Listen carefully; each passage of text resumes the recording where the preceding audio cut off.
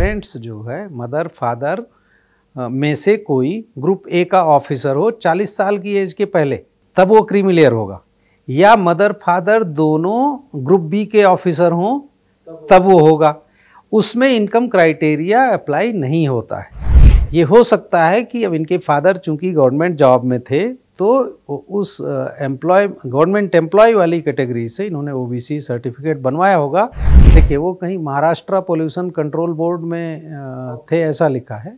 लेकिन आपको बता दें जो क्रीमी लेयर का जो क्राइटेरिया है उसमें उसके जो क्रीमी लेयर का जो क्राइटेरिया अभी जो एप्लीकेबल है उसके हिसाब से अगर किसी बच्चे के कैंडिडेट के पेरेंट्स जो है मदर फादर में से कोई ग्रुप ए का ऑफिसर हो 40 साल की एज के पहले, तब वो क्रीमी लेयर होगा। या मदर फादर दोनों ग्रुप बी के ऑफिसर हों तब वो होगा। उसमें इनकम क्राइटेरिया अप्लाई नहीं होता है। तो इनके केस में मुझे जानकारी नहीं है, मुझे ऐसा लगता है कि 40 लाख इनकम दिखाने के बाद भी अगर इन्होंने ओबीसी लिया है तो ऐसे साधारणतया ऐसी गलती कोई करेगा नहीं। ये हो सकता है कि अब इनके फादर चूंकि गवर्नमेंट जॉब में थे तो उस गवर्नमेंट एम्प्लॉय वाली कैटेगरी से इन्होंने ओबीसी सर्टिफिकेट बनवाया होगा जहां पर इनकम क्राइटेरिया लागू नहीं होता है। इनकम क्राइटेरिया सिर्फ प्राइवेट सेक्टर वालों के लिए है जहां पर 8 लाख इस समय जो 2017 से 8 लाख रुपए है। 8 लाख रुपए अगर आपके पेरेंट्स की इनकम है तो आप ओबीसी बेनिफिट नहीं ले सकते हैं, क्रीमी लेयर में आ जाते हैं।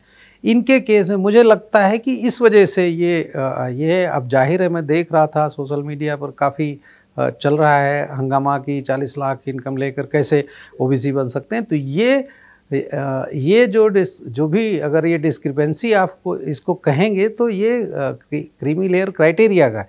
क्रीमी लेयर क्राइटेरिया ऐसा है कि वो प्राइवेट सेक्टर लोगों के साथ बड़ा अन्याय करता है। ऐसे कि अब आप सोचिए कि 40 साल की एज तक, 40 साल के बाद मान लीजिए आप ग्रुप ए के अफसर हुए तो आप क्रीमी लेयर का फ़ायदा, क्रीमी लेयर आप पर नहीं लागू होगा, आप बेनिफिट ले सकते हैं। लेकिन वहीं प्राइवेट आदमी के लिए आपने 8 लाख रुपए की इनकम फिक्स कर दी। आर्मी में अगर आप लेफ्टिनेंट कर्नल तक हैं तो आपका बच्चा रिजर्वेशन का फ़ायदा ले सकता है। उसके ऊपर जब आप कर्नल बनते हैं तब आप बाहर होते हैं। तो अब उसका आप सोचिए कि जरा प्राइवेट आदमी जो अभी है, क्या 8 लाख रुपए प्राइवेट में किसी तरह कमाने वाला आदमी जो है वो आर्मी के लेफ्टिनेंट कर्नल या केंद्र सरकार के ग्रुप बी के अफसर या कि 40 साल के बाद ग्रुप ए में आए हुए अफसर, उससे कहीं वो मैच खाता है? नहीं खाता है। लेकिन ये डिस्क्रिपेंसी ऐसी है और इतना सेंसिटिव इश्यू है कि कोई भी सरकार इसको ठीक से कर नहीं पाती है।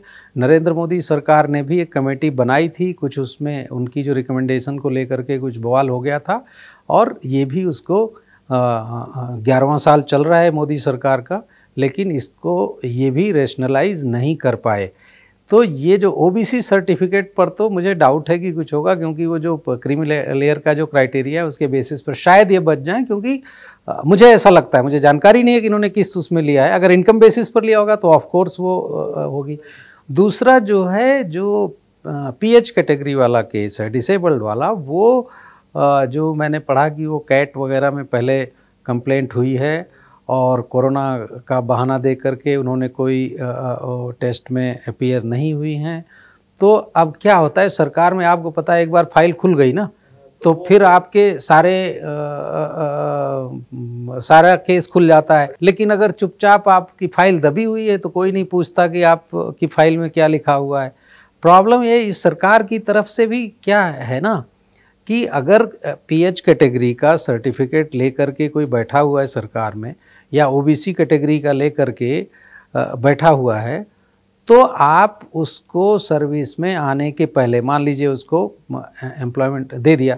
और आपकी जानकारी के लिए यूपीएससी का जो, जब आपको यूपीएससी आप सेलेक्ट हो जाते हो, एससी एसटी ओबीसी और फिजिकली हैंडीकैप्ड और ईडब्ल्यूएस, इन कैटेगरीज़ में जो आपको अपॉइंटमेंट लेटर दिया जाता है तो उसमें एक राइडर ये भी लगाया हुआ होता है कि आपने जो दस्तावेज़ दिए हैं इसके सबूत में अगर वो झूठे पाए गए तो आपको बाहर कर दिया जाएगा।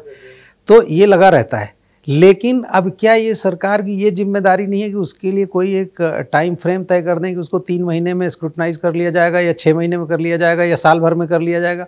अब किसी की फाइल, मान लीजिए इस केस में तो अभी 2 ही साल प्रोबेशन पर भी हो गया और किसी और वजह से वो फाइल खुली, नहीं तो क्या जितने लोग अप्लाई करते हैं, जितने लोग सेलेक्ट होते हैं, उनका क्या उनके सेलेक्ट होने के 6 महीने के अंदर सारी स्क्रूटनी नहीं हो जानी चाहिए?